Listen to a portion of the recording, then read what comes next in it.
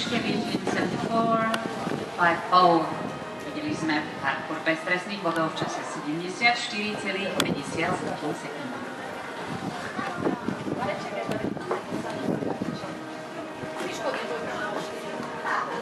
Na štarte máme slovenského jazdca Samuela Matejku, na koní Pavla Alexandra.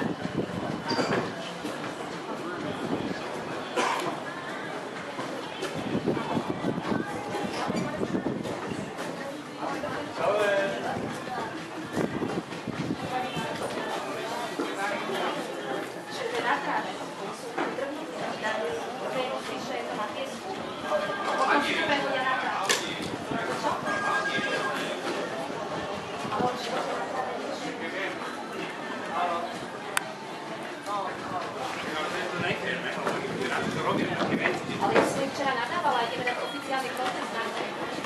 Nemôžem poslať z celého sveta jazdcov na niečo, prídu sem a tu je niečo úplne iné.